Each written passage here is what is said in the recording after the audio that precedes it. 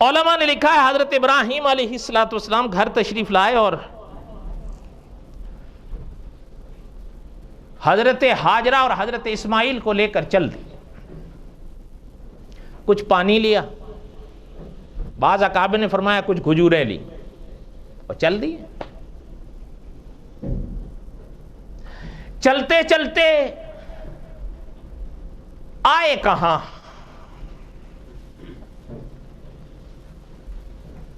آپ بتاؤ کہاں آئے؟ وہیں آئے کہ جس شہر کی اللہ نے قرآن میں قسم کھائی ہے، بلکہ بعض اکابر نے فرمایا قسمیں کھائی ہیں. اور قرآن پاک میں اللہ تعالیٰ نے دوسرے مقام پر بھی ارشاد فرمایا ان اول بیت وضع للناس للذی ببکہ. یہاں قرآن نے اس کو بکہ کہا ہے. بکہ مکے کا دوسرا نام ہے. حضرت ابراہیم علیہ السلام ظاہر ہے اس وقت تو یہ شہر تو نہیں تھا. علماء نے لکھا ہے تو بیابان، کچھ بھی نہیں، بلکہ قرآن کہتا ہے بواد غیر ذی زرع، سبز پتا تک نہیں تھا. ایسا سنسان بیابان. بلکہ الفاظ ملتے ہیں کتابوں میں نہ آدم زاد. آج آپ اور ہم اللہ لے جائیں مکہ، کعبہ نظر آتا ہے نا. علماء نے لکھا اس وقت وہ جگہ کعبے کی موجود تھی، کعبے کی عمارت نہیں تھی. اس وقت کعبے کی عمارت پہلے تو تھی، لیکن اس وقت جہاں حضرت ابراہیم حضرت ہاجرہ اور حضرت اسماعیل کو وہاں پر لائے وہاں کچھ بھی نہیں تھا، نہ آبادی تھی نہ کوئی لوگ رہ رہے تھے وہاں. وہاں آئے اور علماء نے لکھا اسی جگہ آئے جہاں اب حرم ہے.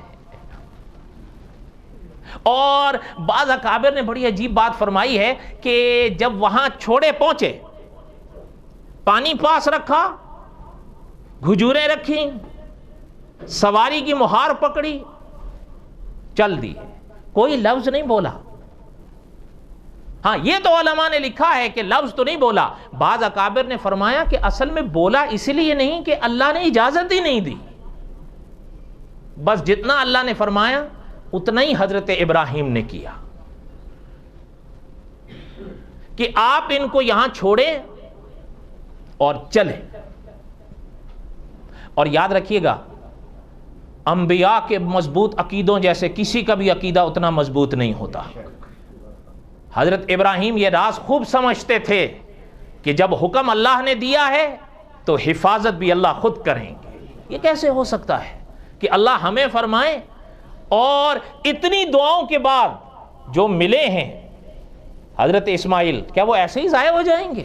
یہ تو حضرت ابراہیم بھی سمجھ سکتے تھے اور یہ بات تو آپ بھی سمجھ سکتے ہیں کہ جب آخر عمر کی اتنی منزلوں کے بعد جا کر ملے ہیں. اب حضرت ابراہیم چلنے لگے تو حضرت ہاجرہ نے محسوس کیا بھئی یہ چھوڑ کے جا رہے ہیں، ہمیں یہاں بٹھا دیا، بیٹے کو یہاں لٹا دیا اور پانی رکھا، کھجوریں رکھی اور سواری لے کر چل دیے، چاہ کیا رہے ہیں؟ محسوس کر لیا حضرت ہاجرہ نے کہ یہ لگ رہا ہے واپس جا رہے ہیں. ادھر بھی دیکھتی ہیں ادھر بھی دیکھتی ہیں، نہ آدم ہے نہ آدم زاد ہے. بھاگی، بھاگتے بھاگتے حضرت ابراہیم علیہ السلام کے پاس آئیں اور فرمانے لگیں کہ حضرت یہ کیا ماجرا ہے؟ حضرت ابراہیم نے کوئی جواب نہیں دیا. بعض علماء نے لکھا ہے اللہ نے اجازت ہی نہیں دی جواب دینے، خاموش رہے اور چہرے کو بھی نیچے جھکائے رہے اور سواری چل رہی ہے.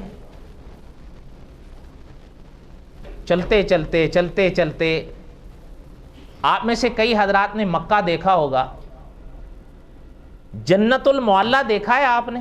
جنہوں نے حرم دیکھا ہے یا نہیں دیکھا ہے؟ جنت المعلیٰ وہ قبرستان ہے مکہ مکرمہ کا جہاں حضرت خدیجہ کی قبر ہے رضی اللہ تعالی عنہا. اس جنت المعلی کی وادی تک آ گئے. یہ جو جانب ہے نا معلی والی، یہ حرم سے تھوڑی سی اٹھی ہوئی ہے.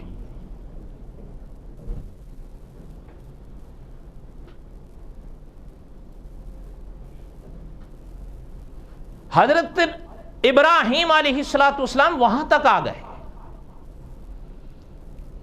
اور ابھی تک کوئی جواب بھی نہیں دیا.